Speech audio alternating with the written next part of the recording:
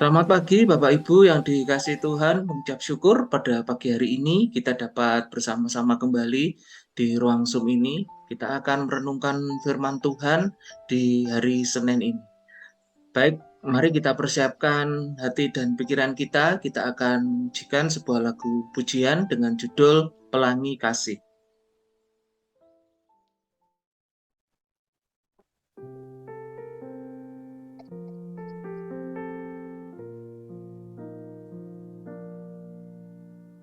Apa yang kau alami kini mungkin tak dapat engkau mengerti. Satu hal tanamkan di hati, indah semua yang Tuhan beri.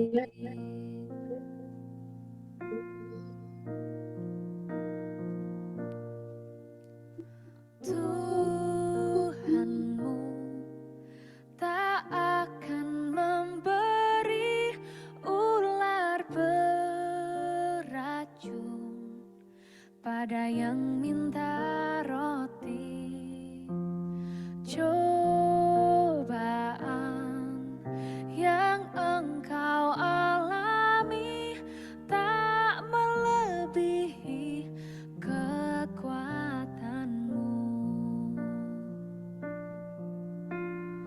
Tangan Tuhan sedang merendah suatu karya yang agung mulia. Saatnya kan tiba nanti, kau lihat pelangi kasih-Nya.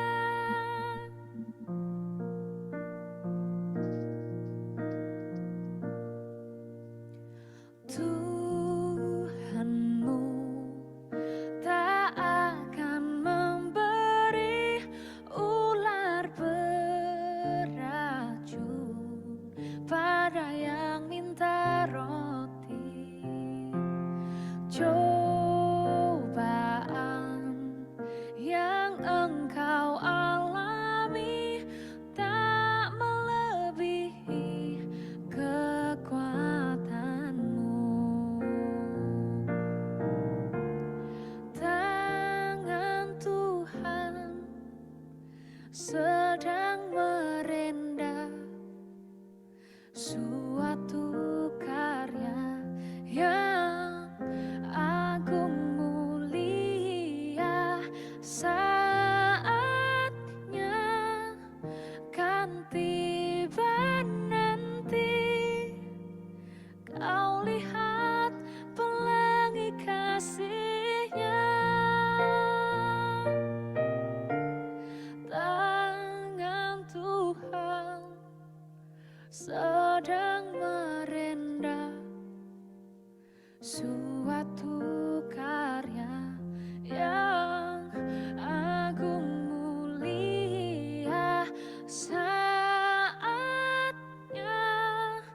kan tiba nanti, kau lihat pelangi kasih-Nya.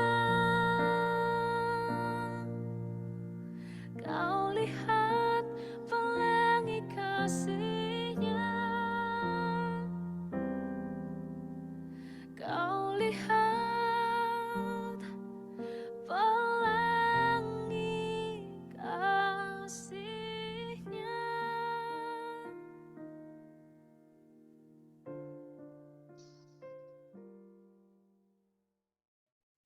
Bapak, Ibu, dan Saudara yang dikasih Tuhan, pada pagi hari ini kita akan merenungkan firman Tuhan dari Yesaya 1 ayat 1 sampai dengan 9 dengan tema Cahaya Kasih Allah.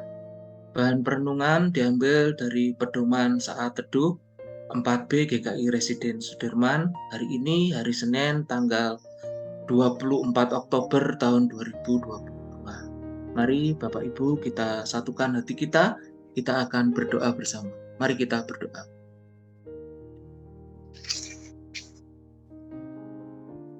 Tuhan, mengucap syukur untuk pagi hari ini. Terima kasih untuk hari yang baru yang boleh kami rasakan.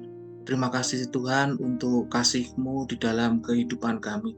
Terima kasih Tuhan untuk penyertaan-Mu di dalam istirahat kami semalam, sehingga pada pagi hari ini kami boleh bangun dalam kondisi yang sehat.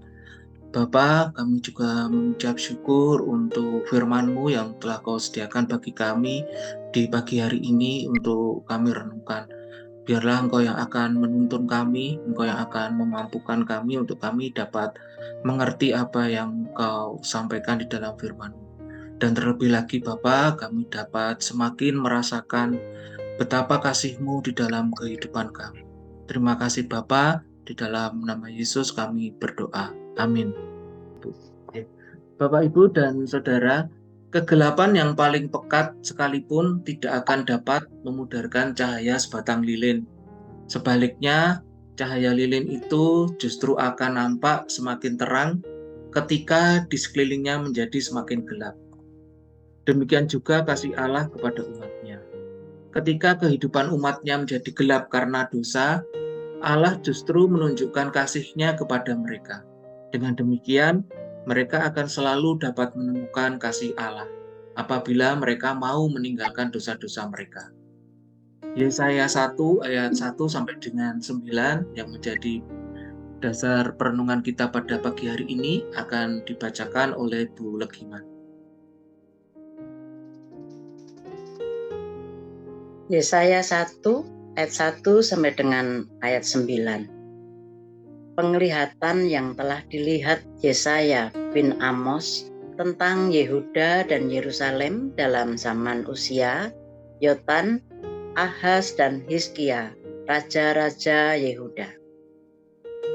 Pengaduan tentang bangsa yang tidak setia itu. Dengarlah, hai langit, dan perhatikanlah, hai bumi, sebab Tuhan berfirman, Aku membesarkan anak-anak dan mengasuhnya, tetapi mereka memberontak terhadap aku. Lembu mengenal pemiliknya, tetapi Israel tidak. Keledai mengenal palungan yang disediakan tuannya, tetapi umatku tidak memahaminya. Celakalah bangsa yang berdosa, kaum yang syarat dengan kesalahan, keturunan yang jahat-jahat, anak-anak yang berlaku buruk. Mereka meninggalkan Tuhan, menista yang Maha Kudus Allah Israel, dan berpaling membelakangi Dia. Di mana kamu mau dipukul lagi, kamu yang bertambah murtad, seluruh kepala sakit dan seluruh hati lemah lesu. Dari telapak kaki sampai kepala tidak ada yang sehat, bengkak dan bilur dan luka baru, tidak dipijit dan tidak dibalut dan tidak ditaruh minyak. Negerimu menjadi sunyi sepi, kota-kotamu habis terbakar. Di depan matamu orang-orang asing memakan hasil tanahmu.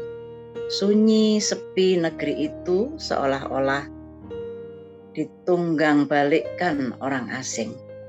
Putri Sion tertinggal sendirian seperti pondok di kebun anggur, seperti gubuk di kebun mentimun, dan seperti kota yang terkepung. Seandainya Tuhan semesta alam tidak meninggalkan pada kita sedikit orang yang terlepas, kita sudah menjadi seperti Sodom dan sama seperti Gomora. Demikian firman Tuhan. Terima kasih Bu Legima. Yesaya menyebut apa yang ditulisnya sebagai penglihatan. Ini berarti bahwa Yesaya secara mental dan spiritual melihat serta mendengar apa yang Tuhan sampaikan kepadanya. Yesaya sangat mengenal kota Yerusalem. Pada waktu itu, kerajaan utara atau Israel sedang berada di tahun-tahun terakhirnya sebelum jatuh ke tangan Asyur pada tahun 722 sebelum Masehi.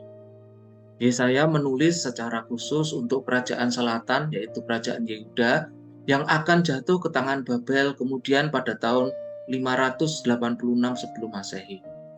Dan mengawali kitabnya dengan teguran terhadap mereka yang tidak setia terhadap Tuhan. Yesaya memanggil langit dan bumi untuk mendengar teguran yang akan disampaikannya. Memanggil langit dan bumi sebagai saksi merupakan cara untuk menegaskan bahwa semua yang akan disampaikannya itu benar. Yesaya menyampaikan firman Tuhan yang menunjukkan bagaimana umatnya membalas kebaikan Tuhan dengan kejahatan. Dengan perbuatan mereka yang jahat, mereka telah meninggalkan, mereka telah menista, dan mereka telah membelakangi Tuhan. Dapat kita baca pada ayat yang keempat. Tuhan telah menegur mereka, bahkan memukul mereka dengan keras.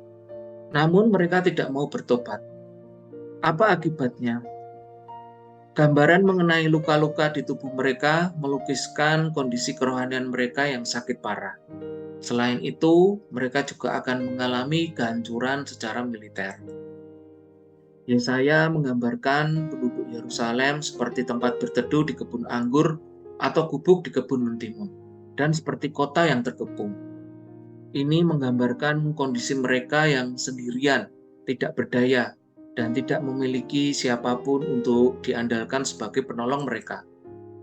Mereka akan benar-benar hancur seperti Sodom dan Gomora, seandainya Tuhan tidak menyelamatkan sebagian orang dari antara mereka.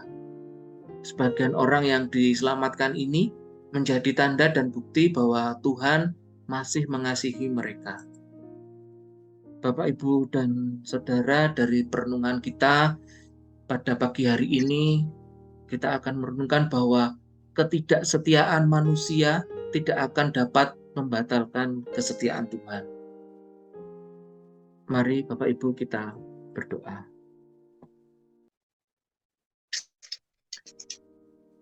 Tuhan, terima kasih untuk firman-Mu pada pagi hari ini. Tuhan, terima kasih untuk setiap kasih-Mu yang boleh kami rasakan di dalam kehidupan kami. Tuhan, mampukanlah kami untuk setia mengikut Engkau dalam sikap, perkataan, dan tindakan kami yang kami lakukan di dalam kehidupan kami sehari-hari. Terima kasih Tuhan, kami hanya dapat mengandalkan Engkau. Dalam nama Yesus kami berdoa. Amin. Mari Bapak Ibu, mulai hari ini kita akan melakukan evaluasi terhadap sikap, terhadap perkataan, dan terhadap tindakan kita, dan kita terus berupaya memperbaikinya agar sesuai dengan firman-Nya. Demikian saat teduh kita pada pagi hari ini. Tuhan Yesus memberkati kita semua. Amin.